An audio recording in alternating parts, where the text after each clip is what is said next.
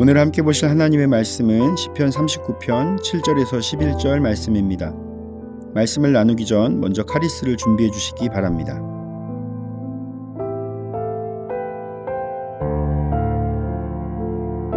주여, 이제 내가 무엇을 바라리요? 나의 소망은 주께 있나이다. 나를 모든 죄에서 건지시며 우매한 자에게서 욕을 당하지 아니하게 하소서. 내가 잠잠하고 입을 열지 아니함은 주께서 이를 행하신 까닭이니이다. 주의 징벌을 나에게서 옮기소서. 주의 손이 치심으로 내가 쇠망하였나이다. 주께서 죄악을 책망하사 사람을 징계하실 때에 그 영화를 좀먹음같이 소멸하게 하시니 참으로 인생이란 모두 헛될 뿐이니이다. 셀라. 아멘. 이혜인 시인의 희망이라는 시가 있습니다. 제가 한번 소개해 드리겠습니다. 나는 늘 작아서 힘이 없는데, 믿음이 부족해서 두려운데, 그래도 괜찮다고 당신은 내게 말하더군요. 살아있는 것 자체가 희망이고 옆에 있는 사람들이 다 희망이라고 내게 다시 말해주는 나의 작은 희망인 당신, 고맙습니다. 그래서 오늘도 나는 숨을 쉽니다. 힘든 일이 있어도 노래 부릅니다. 참 아름다운 시인 것 같습니다. 살다 보면 희망을 잃어버리는 때가 있습니다. 아니, 희망을 품는다는 것조차도 사치로 느껴질 때가 있습니다. 그럴 때 위로하고 격려하여 주며 응원해 주는 사람이 있다면 얼마나 힘이 나겠습니까? 대부분의 사람들은 그 위로자의 역할을 재물이나 사람을 통해 얻으려고 합니다. 그러다 보니 또다시 실망하고 낙심하게 되는 것입니다. 그런데 오늘 본문 7절에서 주여, 이제 내가 무엇을 바라리요? 나의 소망은 주께 있나이다 라고 고백합니다. 어떤 상황에서도 자신을 위로하고 격려하며 함께 해주실 분은 주님 한 분뿐이십니다. 성도는 자신의 소망을 시시각각 변하며 한시적인 세상의 것들에 둘 것이 아니라 영원하고 변함없으신 주님께 두어야 합니다. 그래야 절망적인 환경에서도 믿음으로 노래를 부를 수 있게 되는 것입니다. 오늘 여러분의 입술에도 하나님을 향한 찬양이 머물기를 예수님의 이름으로 축복합니다. 하나님께서 우리의 소망이 되시는 이유는 첫째, 우리를 건지시고 지키시기 때문입니다. 8절을 보니 나를 모든 죄에서 건지시며 우매한 자에게서 욕을 당하지 아니하게 하소서라고 기록하고 있습니다. 다윗은 하나님만이 자신의 소망임을 고백한 이후에 자신의 죄악을 발견하게 되었습니다. 그리고 그것이 해결되는 것이 가장 먼저 이루어져야 할 일임을 깨달았습니다. 그래서 인생의 허망함을 말하던 것에서 이제 죄의 문제를 해결해 달라고 구하는 것입니다. 하나님을 만나고 하나님 안에서 참된 소망을 발견한 사람은 자신의 삶의 것을 구하기보다 하나님의 뜻에 맞는 것을 먼저 구하게 되는 것입니다. 여기서 말하는 죄는 영원한 왕이신 하나님의 뜻을 거스르며 하나님의 통치를 거부하는 것입니다. 죄는 원어적인 의미로 볼 때 관역을 벗어나다라는 뜻을 가지고 있습니다. 하나님이 정하신 율법을 따라 살아야 하는 인간이 고의적이고도 의도적으로 하나님의 뜻을 벗어나는 행위를 하는 것을 말합니다.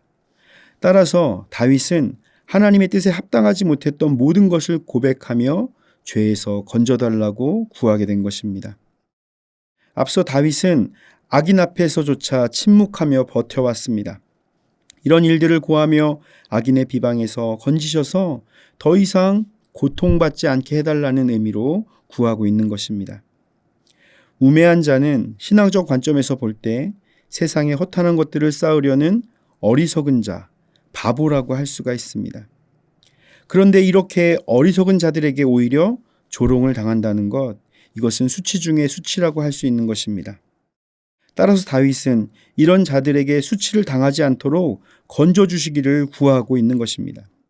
우리의 소망이 되신 하나님의 은혜를 온전히 신뢰하며 믿음으로 나아가면 우리는 구원의 은혜를 누리게 될 줄로 믿습니다.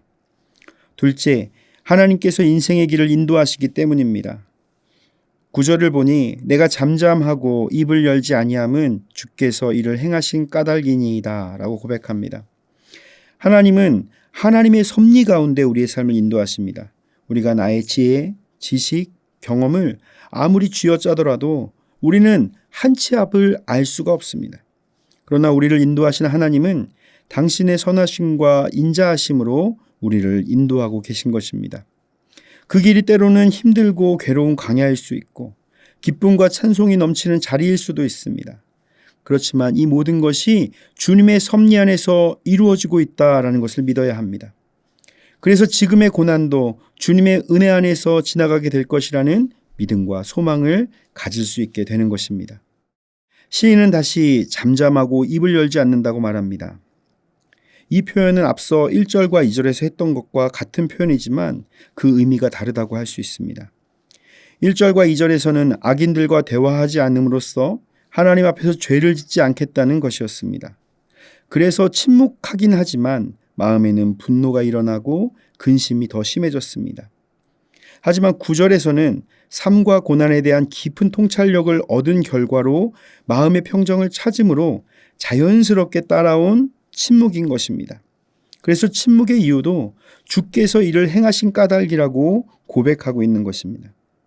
우리가 하나님이 나의 삶을 인도하신다는 것을 고백한다면 우리는 인생에 일어나는 일들에 일희일비하는 자가 아니라 진중하고 한결같은 믿음으로 살아가는 자가 되어야 합니다. 어떤 상황이든지 기도하면 하나님께서 인도해 주신다는 믿음을 가지고 지금 내가 준비하는 것이 때로는 모든 것이 아닐 수 있다는 가능성을 열어두면서 살아가야 합니다.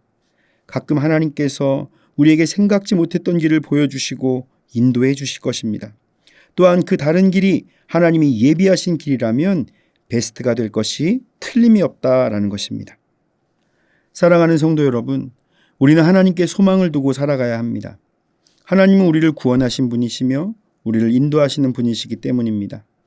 지금 우리의 눈으로는 보이지 않는 인생의 길을 하늘 위에서 통찰하시고 인도하시는 하나님의 섭리를 신뢰하며 믿음으로 나아가는 복된 삶이 되시기를 예수님의 이름으로 축원을 드립니다. 다 함께 기도하겠습니다. 우리의 소망이 되시는 하나님, 우리가 갈 바를 알지 못할 때 우리의 발에 등불이 되어주시고 우리의 길을 인도하여 주시니 감사합니다. 주님께 소망을 두고 주님만을 따라가는 자가 되게 하옵소서. 우리에게 허락하신 시간이 나의 인생의 최고의 순간임을 믿고 어느 때든지 주님을 바라보는 소망을 품게 하옵소서. 예수님의 이름으로 기도드립니다. 아멘. 하늘에 계신 우리 아버지, 아버지의 이름을 거룩하게 하시며 아버지의 나라가 오게 하시며 아버지의 뜻이 하늘에서와 같이 땅에서도 이루어지게 하소서. 오늘 우리에게 일용할 양식을 주시고 우리가 우리에게 잘못한 사람을 용서하여 준 것 같이 우리 죄를 용서하여 주시고 우리를 시험에 빠지지 않게 하시고 악에서 구하소서. 나라와 권능과 영광이 영원히 아버지의 것입니다. 아멘.